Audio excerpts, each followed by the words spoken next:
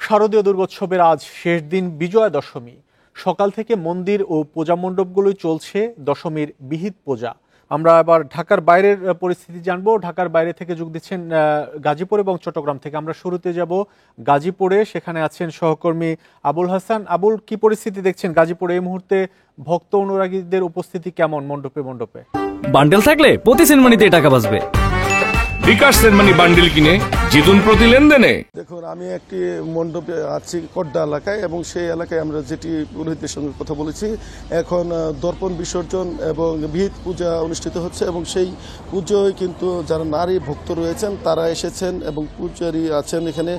তিনি শাস্ত্রীয় যে ধর্ম মতে যে আনুষ্ঠানিকতা সেটি করে যাচ্ছেন, এবং এরপরে কিন্তু নারীদের সিঁদুর পূজা অনুষ্ঠিত হবে, এবং সন্ধ্যায় এখানে প্রতিমা বিসর্জনের মাধ্যমে এই যে হিন্দু ধর্মাবলম্বীদের যে বৃহৎ দুর্গোৎসব সেটি সমাপ্ত হবে। এবং আমরা যেটি দেখেছি যে এরই মধ্যে কিন্তু মন্দিরে মন্দিরে দেবী দুর্গার যে বিদায়ের সুর, সেই করুণ সুর কিন্তু বেজে উঠছে, এবং যারা পুরোহিত রয়েছেন এখানে পূজারী রয়েছেন তাদের অনেকেই কিন্তু হৃদয় ভারাক্রান্ত, যে এতদিন দুর্গা দেবী তাদের কাছে ছিলেন, এবং আজকে প্রতিমা বিসর্জনের মাধ্যমে তিনি কৈলাসে ফিরে যাবেন। এখানে ভক্তরা যারা রয়েছেন, পূজারী রয়েছেন, তারা বলছেন যে এই যে দুর্গোৎসব, এই দুর্গোৎসবের মাধ্যমে তারা মূলত অসুরকে বিনাশ করে সুখ যে বৃত্তিগুলো আছে সেইগুলো লালন করতে চান, এবং দেশ এবং জাতির যাতে মঙ্গল কামনা হয় সেই লক্ষ্যে তারা এখানে আরাধনা করেছেন, প্রার্থনা করেছেন যেন সারা বছর নিজেরাও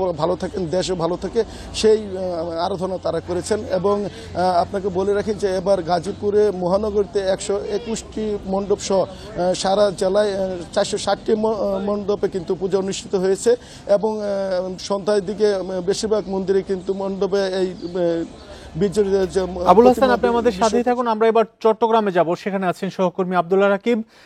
রাকিব, চট্টগ্রামে কি আয়োজন চলছে এখন, আর সিঁদুর খেলা শুরু হয়েছে কিনা? আমরা এখন আছি চট্টগ্রামের মহানগর পুজো উদযাপন মণ্ডপের সবচেয়ে বড় যে মণ্ডপটি রয়েছে জেএমসি হলে, সেখানে ইতিমধ্যেই সিঁদুর খেলার জন্য বিভিন্ন নারীরা উপস্থিত হয়েছে বিভিন্ন পাড়া মহল্লা থেকে।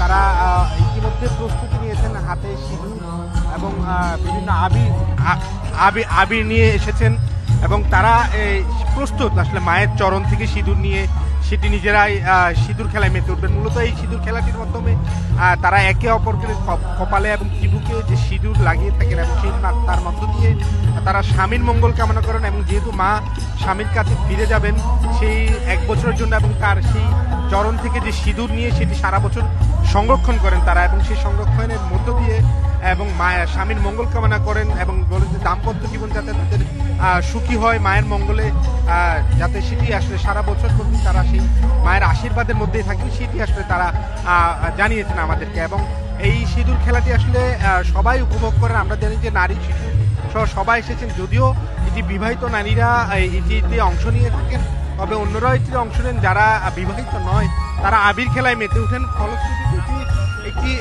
একটি উৎসবের আমেজ তৈরি করে। পাশাপাশি যেহেতু আজ বিসর্জন, মাকে বিদায় জানাবেন, সকাল থেকে আমরা দেখেছি মণ্ডপে মণ্ডপে অঞ্জলি দেওয়া হয়েছে, এবং সেই অঞ্জলিতে ভক্ত পূজারীরা দেশের মঙ্গল কামনার পাশাপাশি সব ধর্ম বর্ণের মানুষ যাতে এই বাংলাদেশে অসাম্প্রদায়িক যে চেতনা সেটি নিয়ে যাতে বসবাস করতে পারেন সেই প্রার্থনাটাও তারা করেছেন। এবং বিসর্জনের যে প্রস্তুতি সেটিও একই সাথে চলছে। আজ চট্টগ্রামের প্রায় 4টি জায়গা থেকে এই বিসর্জনের হবে। নগরীর পতেঙ্গা সমুদ্র সৈকত ছাড়াও অন্য আরও 3টি স্থান থেকে বিসর্জনের ব্যবস্থাপনা রেখেছে চট্টগ্রাম সিটি কর্পোরেশন কর্তৃপক্ষ, এবং 12টার পর থেকেই মণ্ডপগুলো থেকে আসলে প্রতিমা নিয়ে যাওয়া হবে বিসর্জনের স্থানগুলোতে। বিজয়া দশমীতে নানা আয়োজন চলছে মণ্ডপে মণ্ডপে, সেই খবর জানাচ্ছেন আমাদের সহকর্মীরা।